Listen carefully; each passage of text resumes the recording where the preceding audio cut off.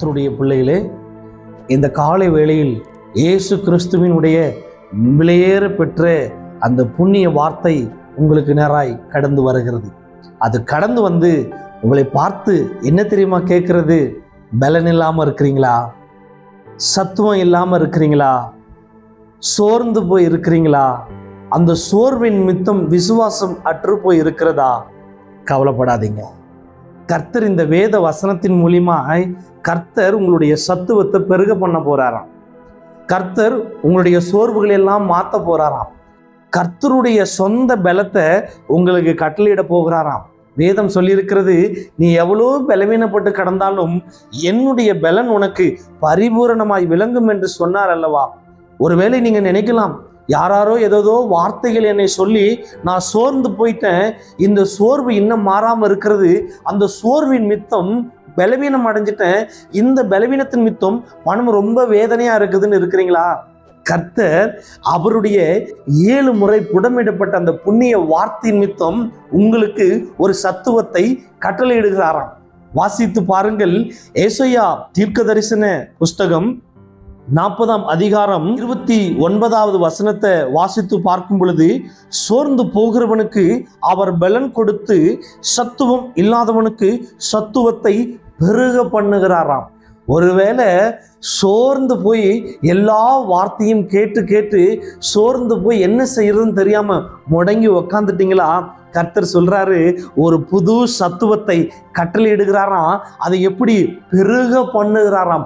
அவருடைய சத்துவமும் அவருடைய வல்லமையும் அவருடைய வரங்களும் அவருடைய பலனும் உங்களிடத்தில் இருக்கும் பொழுது கண்டிப்பாக கர்த்தர் ஒரு பெரிய காரியத்தை உங்களுக்கு செய்ய போகிறார். இதனுடைய காரியம் என்னவென்று கேட்டால், அவர் இஸ்ரவேலின் கர்த்தர் என்று எழுதப்பட்டிருக்குது. அல்லேலூயா. நீங்கள் கவலைப்படாதீர்கள். உங்களுடைய சோர்வெல்லாம் நீங்க போகிறது, உங்களுடைய பலவீனமெல்லாம் நீங்க போகிறது, உங்களுடைய சத்துவம் இல்லாத நிலைமையெல்லாம் மாறப்போகிறது. கர்த்தர் உங்களுக்கு ஒரு சத்துவத்தை கொடுத்து ஒரு மேன்மையை கர்த்தர் கொடுக்க போகிறார். அல்லேலூயா. நான் சோர்ந்து போயிட்டேங்க, என்னை பலப்படுத்துறதுக்கு ஒருத்தரும் இல்லைங்க, யாரும் வரமாட்டாங்க. நீங்க சோர்ந்து இருக்கும் பொழுது ஒரு கரம் வரும், உங்களை தேற்றும் கரம் வரும், உங்களை பாதுகாக்கிற கரம் வரும். அதுதான் இஸ்ரவேலின் கர்த்தருடைய புண்ணிய கரம். அல்லேலூயா. என்ன அழகா சொல்லியிருக்கிறது பாருங்க. சோர்ந்து போகிறவனுக்கு அவர் பலன் கொடுத்து, எல்லா காரியத்திலையும் நான் சோர்ந்து போயிட்டேன், என்னை யார் தேற்றுவார்கள் அப்படின்னு ஒரு வேளை கவலையாக உட்காந்துருக்கலாம். என் பிள்ளையை குறித்து நான் சோர்ந்து போயிட்டேன், என் கணவனை குறித்து நான் சோர்ந்து போயிட்டேன், என் மனைவியை குறித்து நான் சோர்ந்து போயிட்டேன், என் வேலையை குறித்து நான் சோர்ந்து போயிட்டேன். எல்லா சோர்வும் எனக்கு இழைப்பை உண்டாக்கிருச்சுன்னு நினச்சி உட்காந்துட்டு இருக்கலாம். ஆனால் கர்த்தர் சொல்கிறார், இந்த வேத வசனத்தின் மூலியமா உங்களுக்கு ஒரு சத்துவத்தை கொடுத்து அந்த சத்துவத்தை பெருக பண்ண போகிறாராம். உங்களுக்கு ஒரு பலத்தை கொடுத்து அந்த பலனில் உங்களுக்கு ஒரு பெருக்கத்தை காண செய்ய போகிறாராம். அதனால நீங்கள் இந்த பலவீனத்தை குறிச்செல்லாம் கவலைப்படாதீங்க.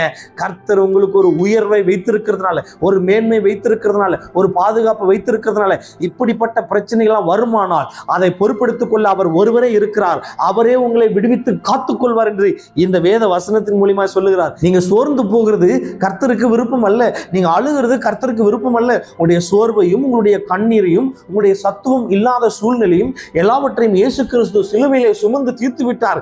ஏன் நீங்கள் சுமக்க வேண்டும்? கவலைப்படாதீர்கள். இந்த காலை வேளையில இயேசு கிறிஸ்துவினுடைய இரக்கம் நிறைந்த வார்த்தை வருகிறது, பலன் நிறைந்த வார்த்தை வருகிறது, சத்துவம் நிறைந்த வார்த்தை வருகிறது, சோர்வுகளை நீக்கிற அந்த வார்த்தை வருகிறது. இந்த வார்த்தை உங்கள்கிட்ட இருக்கிற எல்லா சோர்வுகளையும் விலக்கி ஒரு மேன்மையை கட்டளையிட போகிறது. அல்லேலூயா.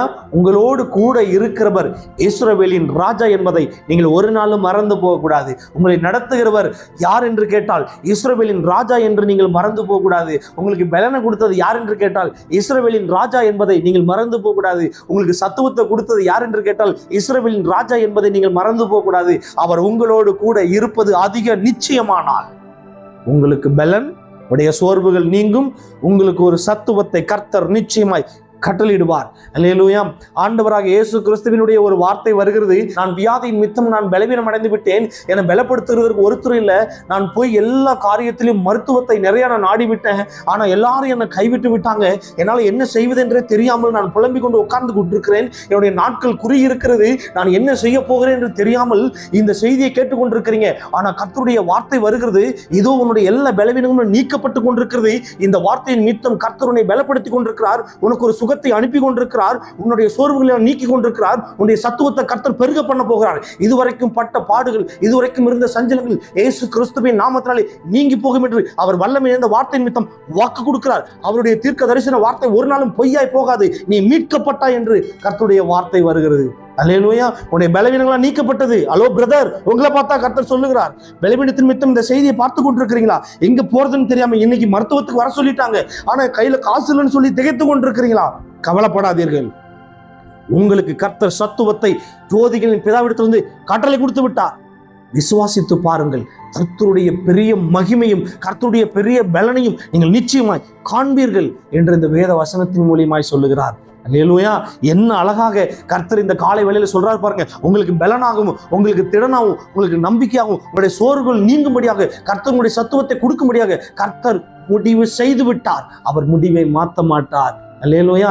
இந்த வேத வசனத்தின் மூலியமாய் கர்த்தர் உங்களை ஆசீர்வதித்து உங்களுக்கு மேன்மையும் சத்துவத்தையும் கட்டளை ஏற்றிருக்கிறார் என்பதை நீங்கள் விசுவாசியுங்கள். அன்பின் பரிசுத்த பிதாவே, உங்களுடைய கிருபைக்காக தயவுக்காக நன்றி செலுத்துறப்பா.